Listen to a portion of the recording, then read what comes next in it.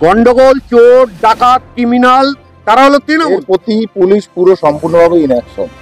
Police যদি step না নেয় তাহলে আগামীতে ভয়ঙ্কর রূপ হবে, সেটা পুলিশ বুঝতেই পারবে।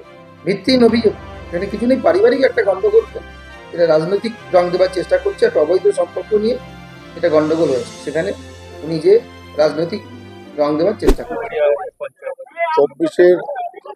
2024 লোকসভা ভোট পরবর্তী যে হিংসা, সেই হিংসাতে এই এলাকাতে আমাদের যে শাওলাপাড়াতে আমাদের বিজেপি কর্মীদের উপরে ব্যাপকভাবে অত্যাচার, তাদের মারধর এবং দা দিয়ে অন্তত কুপিয়েছে 2-4 জনকে, টিএমসির হারমাত যারা। আমরা পুলিশকে সচেতনভাবে বলেছি যে এদের প্রতি অ্যাকশন না নিলে এখানে সাধারণ মানুষ বাধ্য হবে এদের উপরে অ্যাকশন নিতে। আমরা অপেক্ষায় থাকছি, আগামী 2-1 দিনের মধ্যে যদি পুলিশ অ্যাকশন না হয় তাহলে আমরা নিজেরা এর ব্যবস্থা করব। এখানে এলাকাবাসী ব্যবস্থা করবে, সেই অবস্থায় থাকবে। এবং এখানে বাসন্তী বলে একজন মহিলা, যিনি মদ বিক্রি করছেন এবং এই উস্কানি দিচ্ছেন, এদের আর্থিক দিক থেকে সমস্ত দিক থেকে মদ যোগাচ্ছেন, তার প্রতিও ব্যবস্থা নেওয়া হবে। যদি ব্যবস্থা না নেওয়া হয় তাহলে আমরাই দেখছি না। টিএমসি এখানে জিততে পারবে না সবাই জানতো, কারণ মানুষ জানে, বনগাঁর মানুষ, সাধারণ মানুষ জানে যে বিজেপি যেভাবে দেশের উন্নতি করছে সেখানে ভারতীয় জনতা পার্টিকে জিতিয়েছে। কিন্তু ভোট পরবর্তীতে হিংসাতে এইভাবে বিজেপি কর্মীদের উপরে, ঠিক আছে, বা তেড়ে এসে মারা এবং বাচ্চা ছেলেকে দা দিয়ে কুপিয়েছে, এটা অত্যন্ত অমানবিক। এর কোনো ভাষা নেই বলার। এর প্রতি পুলিশ পুরো সম্পূর্ণভাবে ইনঅ্যাকশন। পুলিশ যদি স্টেপ না নেয় তাহলে আগামীতে ভয়ঙ্কর রূপ হবে, সেটা পুলিশ বুঝতেই পারবে। থানায় অভিযোগ শুধু করাই হয়েছে, নামেই নিয়েছে। তারা ওপেন ঘুরে বেড়াচ্ছে, হারমাতগিরি করে বেড়াচ্ছে এলাকা থেকে, মানুষকে ভয় দেখাচ্ছে, দা নিয়ে কুড়োল নিয়ে এসে এখানে ভয় দেখাচ্ছে সাধারণ মানুষকে।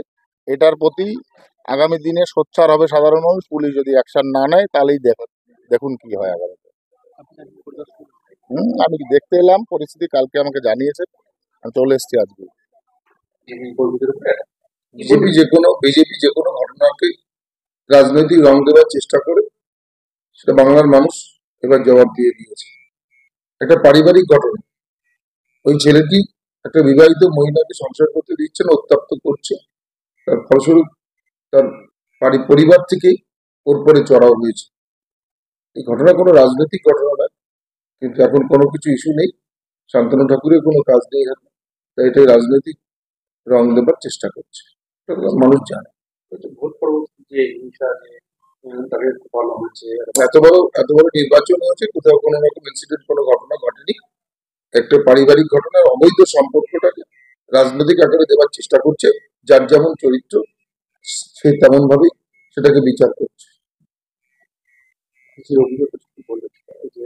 ভিত্তিহীন অভিযোগ, এখানে কিছু নেই। পারিবারিক একটা গন্ডগোলকে এটা রাজনৈতিক রং দেওয়ার চেষ্টা করছে, একটা অবৈধ সম্পর্ক নিয়ে এটা গন্ডগোল হয়েছে, সেখানে উনি যে রাজনৈতিক রং দেওয়ার চেষ্টা করছে, এটা কোনো লাভ হবে না। ভোটের পরবর্তী হিংসা, এখানে ভারতীয় জনতা পার্টি জিতেছে, শান্তনু ঠাকুর জয়ী হয়েছে।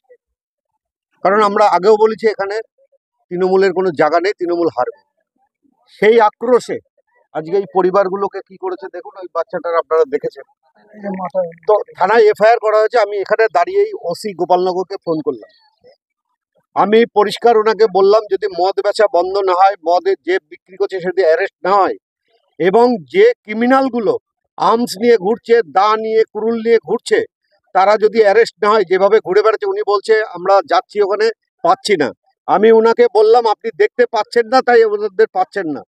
আমি যাওয়ার সময় গোপালনগর থানায় যাব, আমি ওনাকে পরিষ্কার বলে দিলাম ইমিডিয়েট এদেরকে অ্যারেস্ট করার জন্য, এবং যে মদ বিক্রি করছে সেই মদ বিক্রি যেন বন্ধ হয়, এবং মদ যে ভদ্রমহিলা বিক্রি করছে, ভদ্রমহিলা বলতেও আমার লজ্জা লাগছে, যেহেতু একটা মহিলা, সেই হিসেবে তার জন্য আমি ভদ্রমহিলা বললাম, মদ বিক্রি করছে যদি অ্যারেস্ট না হয়। এখানে যে জনরোষ আজকে দেখছেন, এবং শান্তনু ঠাকুর মন্ত্রী তিনি নিজে এসছেন, আমাদের কর্মীদের মারধর করেছে, আমরা নিজেরা এসছি। তৃণমূল আবার কারা? তৃণমূল ছাড়া আছে নাকি কেউ? গন্ডগোল, চোর, ডাকাত, ক্রিমিনাল তারা হলো তৃণমূল।